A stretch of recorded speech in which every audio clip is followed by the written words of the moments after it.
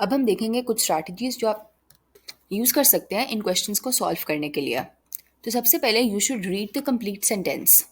तो if you want कि जो सेंटेंस गिवन है उसकी आपको कॉम्प्रिहेंसिबल सेंस बने, आपको पूरा सेंटेंस पढ़ना चाहिए, saying blank for the blanks. फिर you should fill in your own words.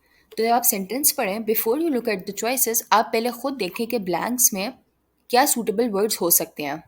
तो जब आप वर्ड्स गेस कर लें, उसके बाद you look at the choices और उनमें देखें जो सिमिलर है चॉइस आपकी गेस से, सिलेक्ट दैट वन। फिर you should avoid non standard meanings. तो सेंटेंस कंप्लीशन के क्वेश्चंस आंसर करने के लिए आपको वर्ड्स के नॉन स्टैंडर्ड मीनिंग्स पता होना ज़रूरी नहीं है। फिर you should explore logical combinations. तो जब भी आप कोई सेंटेंस पढ़ें, you should keep an I on the logical combinations of the clue words जो उस सेंटेंस में यूज़ हो रहे हों।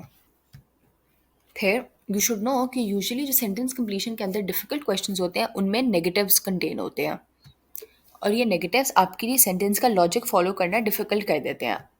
अगर किसी सेंटेंस के दो क्लॉजेज में दो नेगेटिव्स यूज़ हों, दैट इज़ मोर डिफ़िकल्ट। इसके एक एग्जाम्पल हमारे पास है। According to Altaf Hussain Hali, a legend of Urdu writing should not preach for sermonising and has no place in effective writing.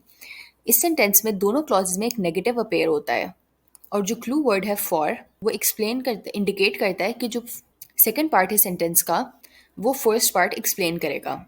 You should remember कि सेंटेंस कंप्लीशन के questions की सारी instructions होती हैं कि ask you to choose the best answer. तो ऐसा हो सकता है कि आपको एक चॉइस सही लगे, but it might not be the best among all the given choices. तो जब